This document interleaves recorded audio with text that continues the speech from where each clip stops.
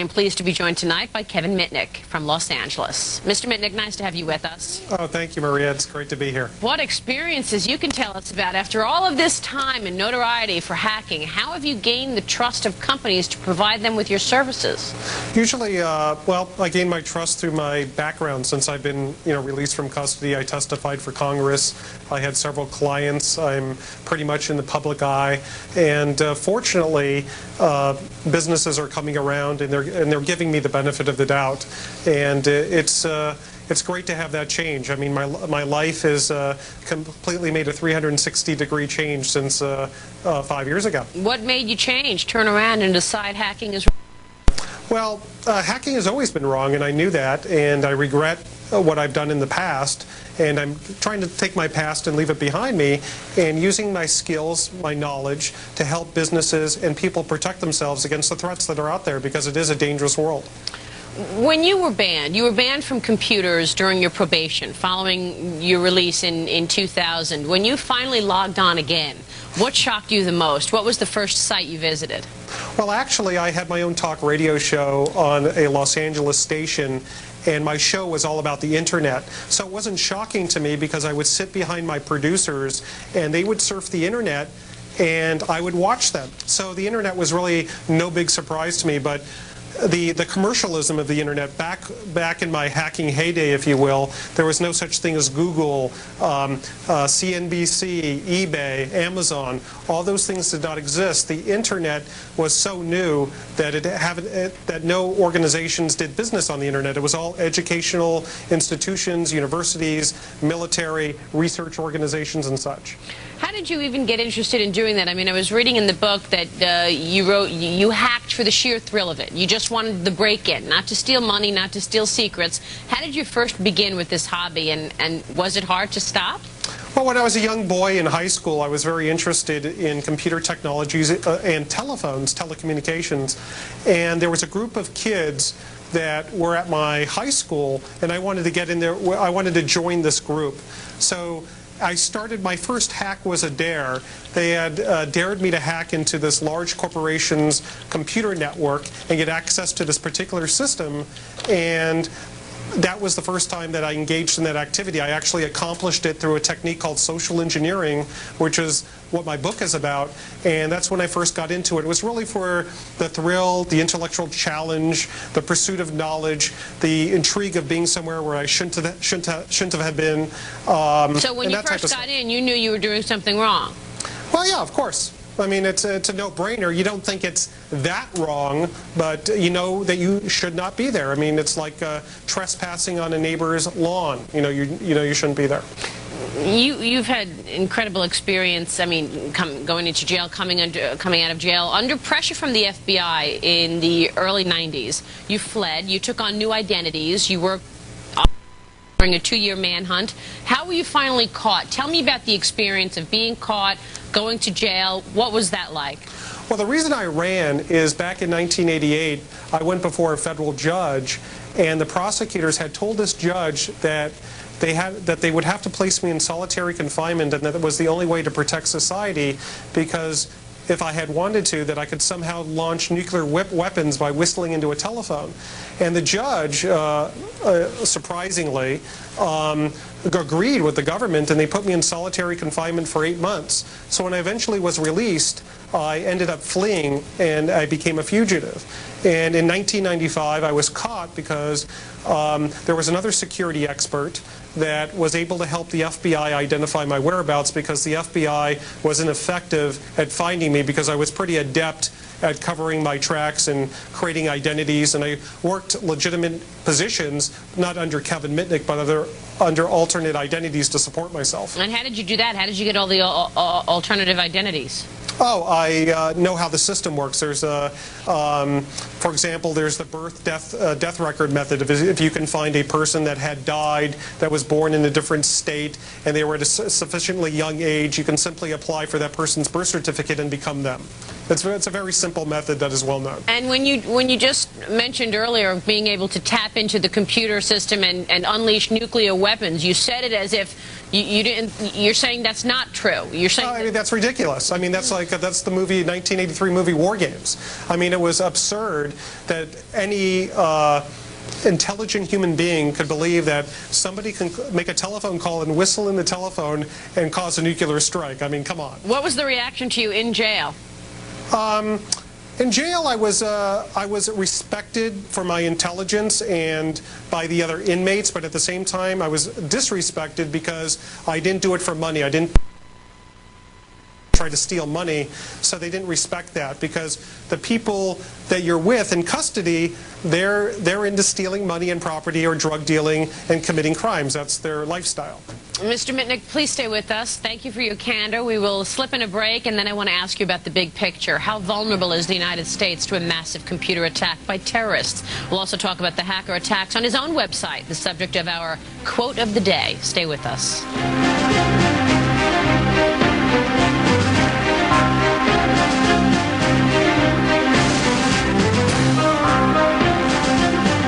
At Philip Morris USA, we understand that people want to know where we stand on important tobacco issues. On our website, you can find out. For example, we agree that there is no safe cigarette. Cigarette smoking is addictive and causes serious diseases including lung cancer, heart disease, and emphysema. The only proven way to reduce the health risks of smoking is to quit. For more, including links to sites that can help smokers quit, visit philipmorrisusa.com or call for a copy of excerpts from the site.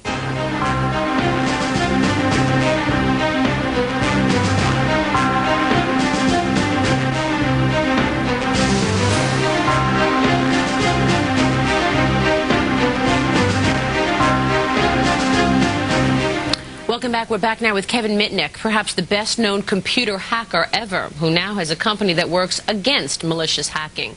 Mr. Mitnick, let's go back to let's start at the national level. How vulnerable, in your view, is the United States to a large-scale computer attack by Al-Qaeda or any other terrorist group, for that matter? Well, I think the threat of cyber terrorism is quite overblown, but at the same time, I have specific knowledge of our telecommunications infrastructure, and when I was a young kid, I was able to compromise telephone companies throughout the United States. So if a terrorist group wanted to interfere with our telecommunications, I believe it is possible. Will they? Are they interested in disrupting our economic standing, or are they interested in doing some sort of terrorist attack of symbolism where they're, blowing up buildings and stuff like that? I think it's more the latter. But I believe all businesses are vulnerable, including government agencies, universities.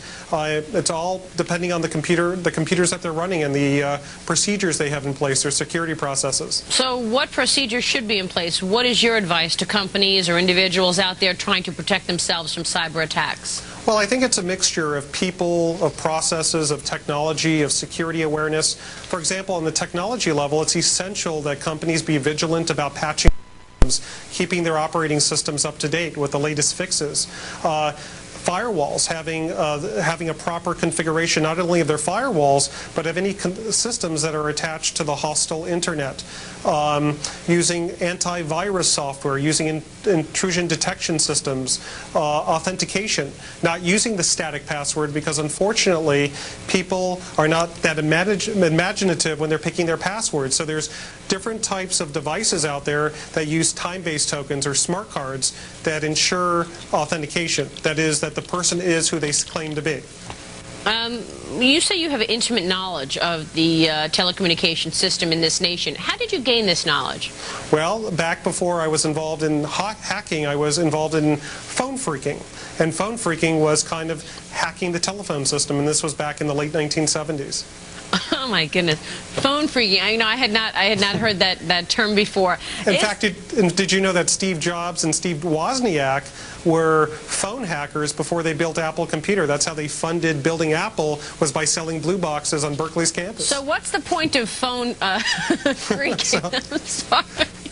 What's the point of it? What are you getting out of it? It's just the thrill of getting involved in other people's lives? No, it has nothing to do with the human being. It's just the telephone system was amazing. It was the technology, the being able to pick up a telephone handset and call somebody around the world. It was just, as a kid, it was just fascinating.